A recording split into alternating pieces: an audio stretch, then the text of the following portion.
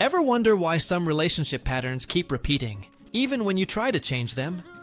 The answer might lie in your past. Childhood trauma, whether it's neglect, abuse, or instability, can deeply imprint on our developing minds, shaping our sense of self-worth, trust, and even how we perceive love. These early experiences don't just disappear.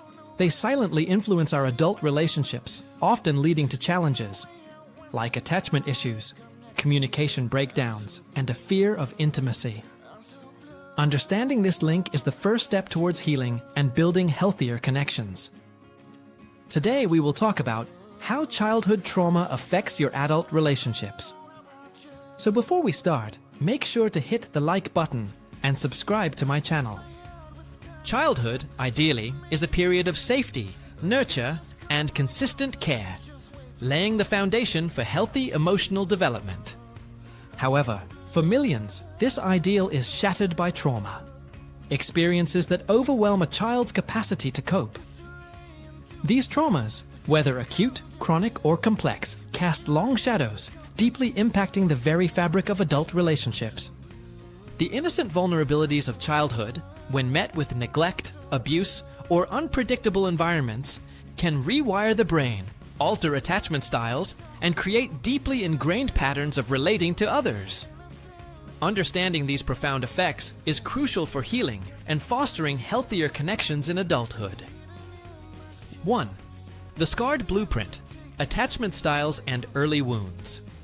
The earliest relationships a child experiences, primarily with their caregivers, form the bedrock of their attachment style.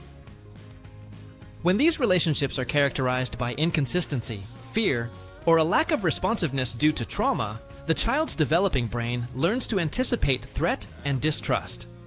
This often leads to insecure attachment styles: anxious preoccupied, dismissive avoidant, or fearful avoidant, disorganized.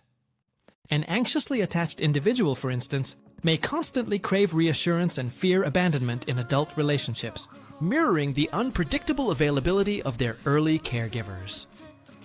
Conversely, someone with a dismissive avoidant style might suppress emotional needs and distance themselves from intimacy, having learned that their attempts at connection were met with rejection or absence. 2. The veil of mistrust. Hypervigilance and communication breakdowns. Childhood trauma often instills a profound sense of mistrust in others and the world. For a child who experienced betrayal, abandonment, or harm at the hands of those who were supposed to protect them, the very concept of safety in relationships becomes distorted. In adulthood, this manifests as hypervigilance, an almost constant state of scanning for potential threats, perceived slights, or signs of abandonment. This heightened alert system, while a survival mechanism in childhood, can be detrimental in adult relationships. It can lead to misinterpretations of benign actions, an inability to relax into intimacy, and an overwhelming need for control. Communication suffers immensely in this environment of distrust. Traumatized individuals may struggle to express their needs openly and honestly, fearing vulnerability or anticipating negative reactions. 3. The echo chamber, repetition compulsion and unconscious patterns. One of the most perplexing and painful effects of childhood trauma on adult relationships is the phenomenon of repetition compulsion. This psychological concept suggests that individuals unconsciously seek out or recreate scenarios that mirror their past traumatic experiences, often with the hope of finally mastering them or achieving a different, more positive outcome. However, without conscious awareness and therapeutic intervention, these attempts often lead to a reenactment of the trauma itself. For example, someone who experienced emotional neglect in childhood might repeatedly find themselves in relationships with emotionally unavailable partners. A person who endured abuse might gravitate towards controlling or exploitative individuals. This isn't a conscious choice, but rather an unconscious drive to confront and resolve unresolved pain. 4. Emotional dysregulation, the roller coaster of intimacy. Childhood trauma severely impairs the development of healthy emotional regulation skills. When a child's intense emotions are consistently dismissed, punished, or unmet, They don't learn how to identify, tolerate, or express their feelings in adaptive ways. This often leads to emotional dysregulation in adulthood, manifesting as rapid and intense mood swings, difficulty managing stress, and an overwhelming sense of being out of control emotionally. In relationships, this can create a tumultuous environment. Partners of trauma survivors might feel like they are walking on eggshells, constantly bracing for unpredictable emotional outbursts or sudden withdrawals. The inability to regulate emotions can turn minor disagreements into major crises, lead to impulsive decisions that damage the relationship, and hinder the ability to engage in constructive conflict resolution. 5. The burden of shame and low self-esteem. Trauma, especially when it occurs in childhood, often carries a profound sense of shame. Children are egocentric, and without adult guidance, they may internalize traumatic events as their fault, believing they are inherently bad or unworthy. This deeply ingrained shame and low self-esteem become significant barriers to healthy adult relationships. A person burdened by shame may struggle to believe they are deserving of love, respect, or happiness. They might push away affection, self-sabotage relationships when things start to go well, or constantly seek external validation to compensate for their internal feelings of worthlessness. Low self-esteem can lead to a fear of rejection, making it difficult to set boundaries, assert needs, or leave unhealthy relationships. 6. Intimacy, sex, and the traumatized body. The impact of childhood trauma often extends to the most intimate aspects of adult relationships, particularly sexual intimacy. For survivors of sexual abuse, the body itself can become a source of fear, shame, or dissociation. Intimacy can trigger flashbacks, feelings of revulsion, or a sense of being violated. Even non-sexual traumas can create a profound disconnect from the body and its sensations, making it challenging to experience pleasure or feel truly present during intimate moments. Trust, which is paramount for sexual intimacy, is often deeply fractured.